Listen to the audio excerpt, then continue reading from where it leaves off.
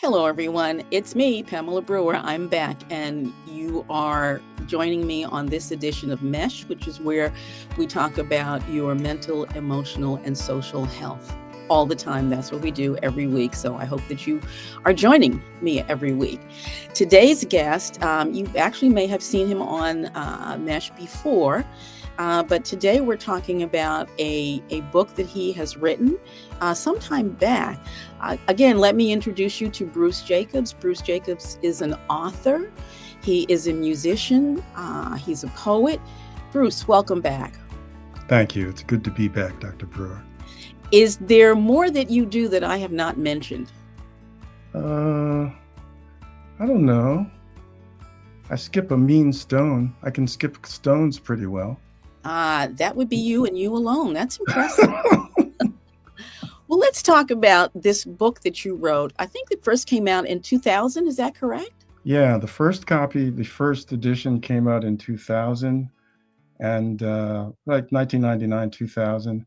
And the subsequent edition, Race Manners for the 21st Century, came out, I don't know, remember, early in the 2000s came out. All right. So we're talking about Race Manners is the title of the book. And that brings up all kinds of issues for all kinds of people. Now, for some people, a book about manners. Okay. So I talked to someone some time back, and, he told me that he thought the difficulty between Black and white people was that they just didn't know each other. And so his idea was, get a bunch of Black people, put them in a room with a bunch of white people, and then everybody could figure out how to talk, and they could be very mannerly and problem solve. What do you think? Is that a good solution? I don't think it's enough of a solution. I think it's a start. I think it's a good start. I also, frankly, would have renamed it something other than Race Manners if I had it to do over again, only because people often interpret that to be more about personal etiquette and things that aren't societal than the book actually is. But it is what it is, and it says what it says, and sadly, it's more relevant now than I would have wished it to be these years after it was published. Say more about that. How is it more relevant? Well, I was just going through my copy of Race Manners for the 21st Century, and there's a place where I say, I actually wrote it down, I won't read it, but basically, uh, the point I make is that the rule of the rich has gotten even more brutal and barbaric socioeconomically across race. This is a matter of class, not race, Okay. throughout American society, Okay. with the concentration of wealth in the country. And the media, for their part, use messages to vent this anger through hate aimed at particular groups. That shifted from venting it through hate aimed chiefly through TV and radio to its being mostly hate targeted and vented online. But the principle and the same process is going on. It's only worse than it was before because the concentration of wealth is so much greater than it was before. And so non-rich white people, I'm sorry. I was just going to say, yeah. I just want to interject that it's now available 24/7.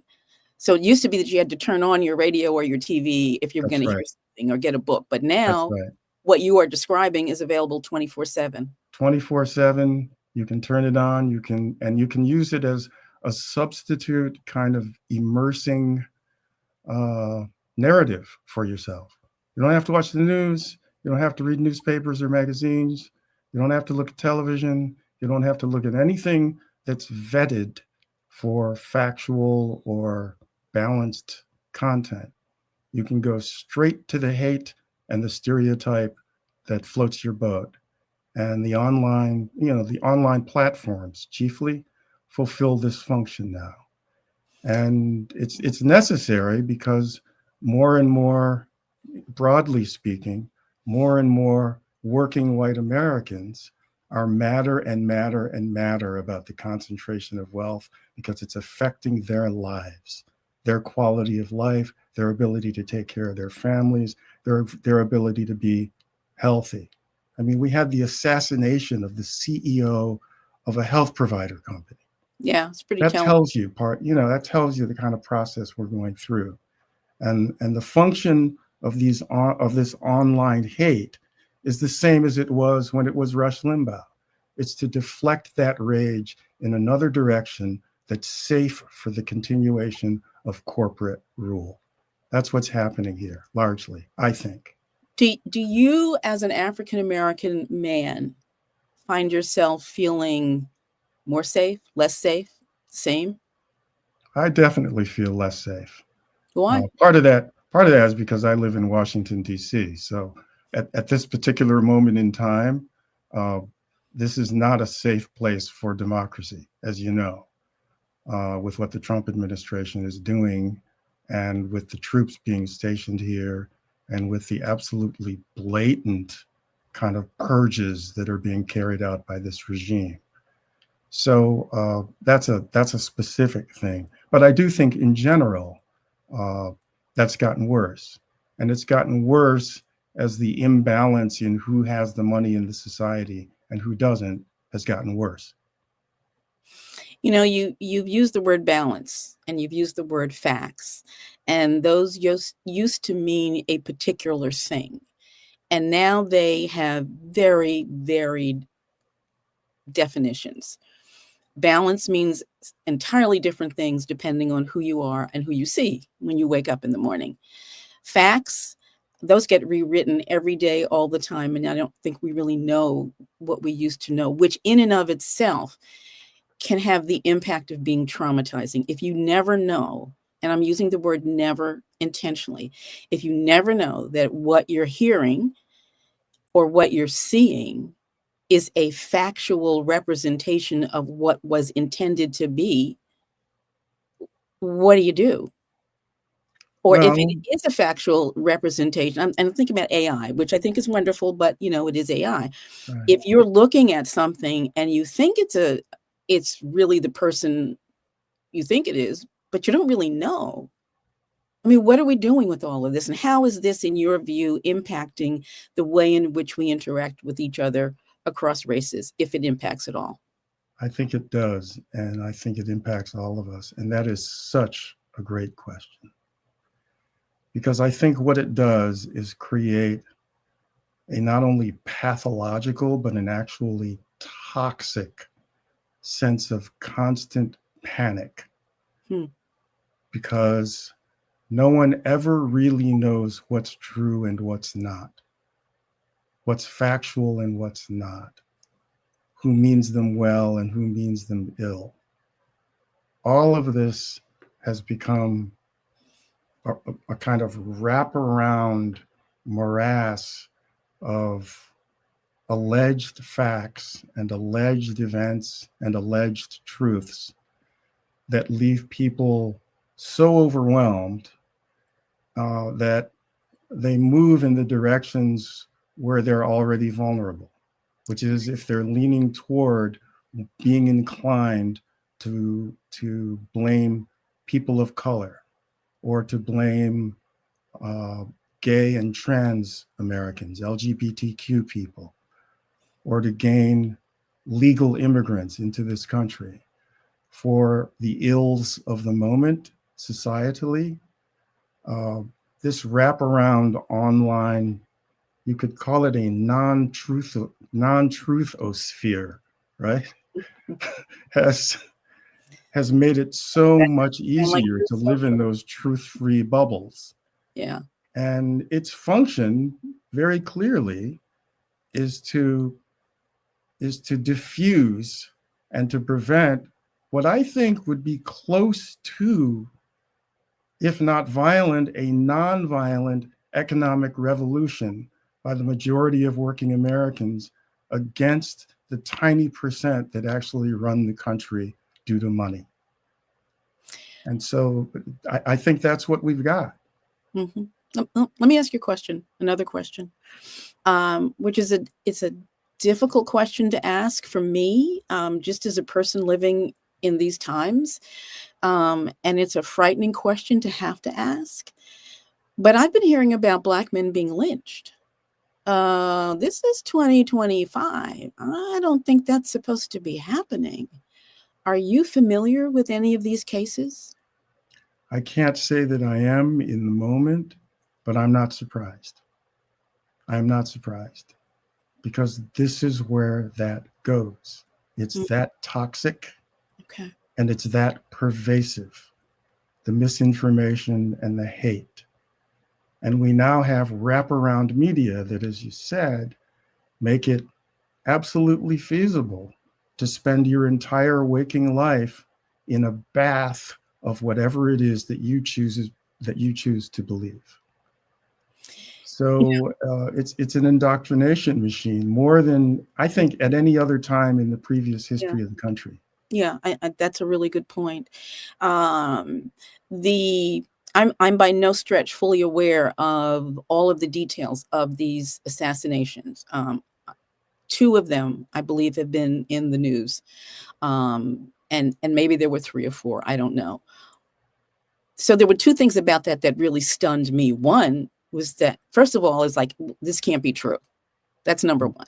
Then it's, oh my God, this actually might be true. And then it was, what do you mean there's no evidence of foul play? That's what I have been hearing. Yeah, the student was found hanging from a tree, but we don't see any evidence of foul play. Excuse me? Yeah, I, I help me. yeah, yeah, yeah. We all need help with this. I think what's at play here is, the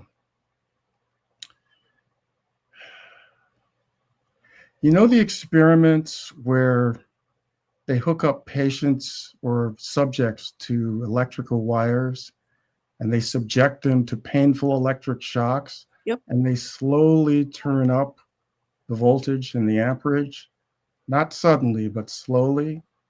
And the tolerance of the person for those shocks increases with the slow increase of the voltage and amperage. You know what I'm talking about? I do, and it's an excellent point.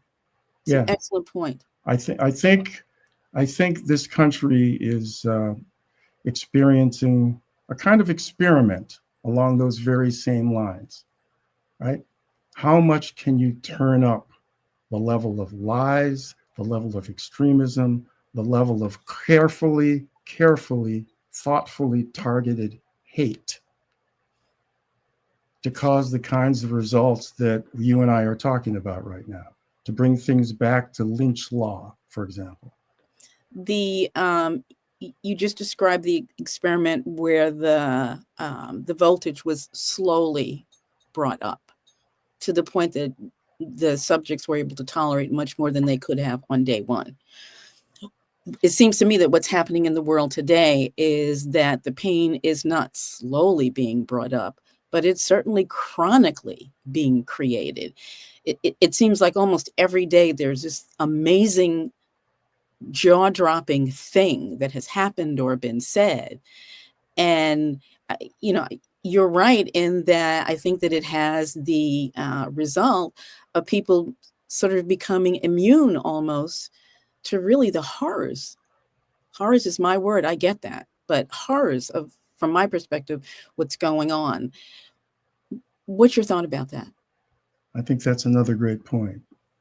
And I think that the suddenness of that Mhm. supercharged cross cultural dose of extremist thought and horrible violence and vile hatred uh, is creating an increasing numbness, an increasing inability for the what Freud called the superego to look at this with a judgmental eye and say, well, wait a minute, this isn't right. This does not reflect what I was taught to believe is right and is just.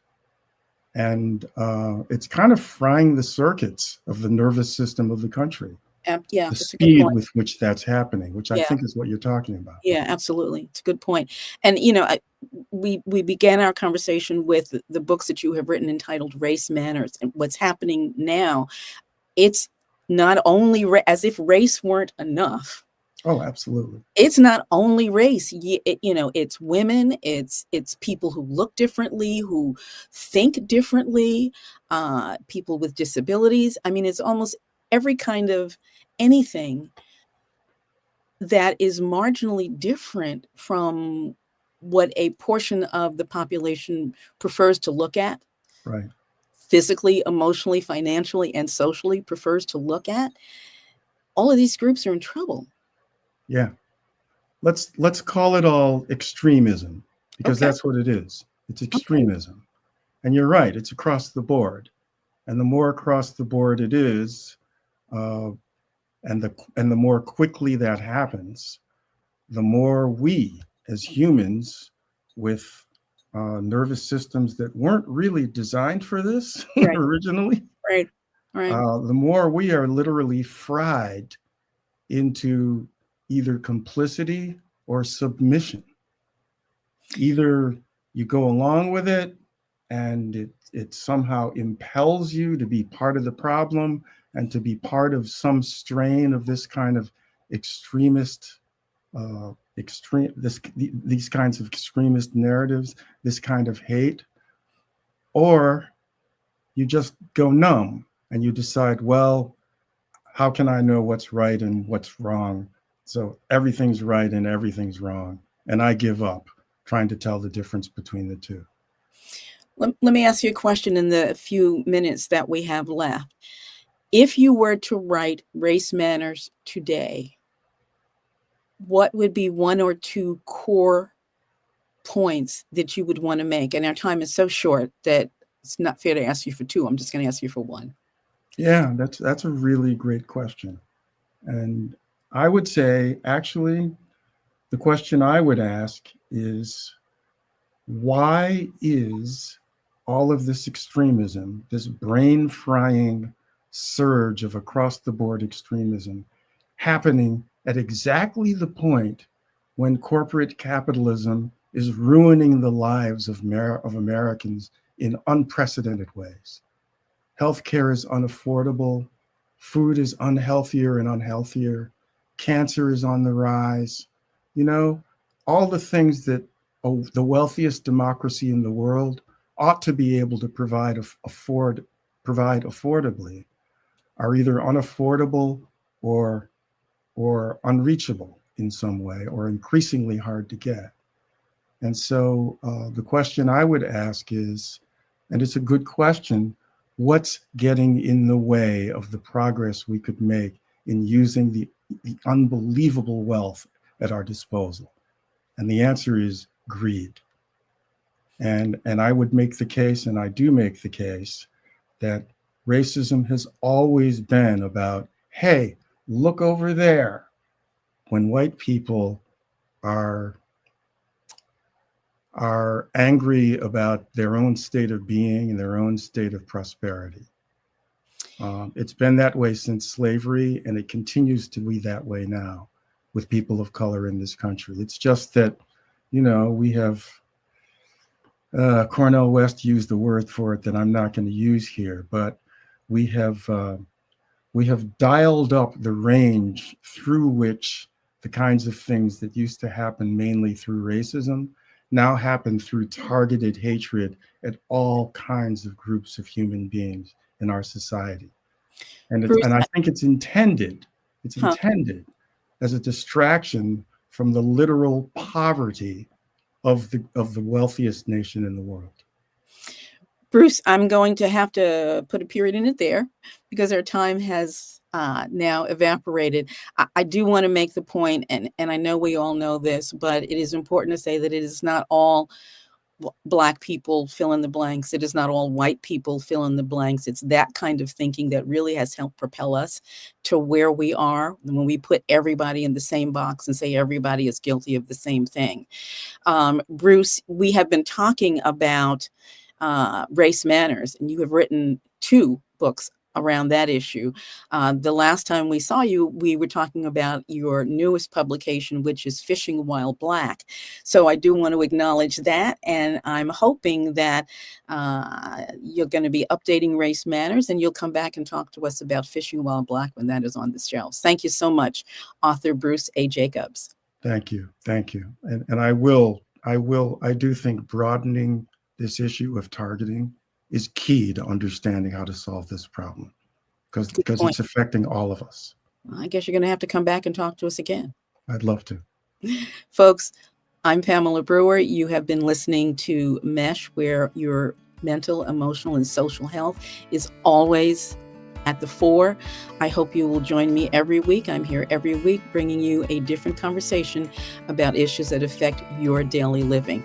I am hoping that today's conversation has been compelling for you and that you will share it with someone you care about. Thank you again. I'll see you next week.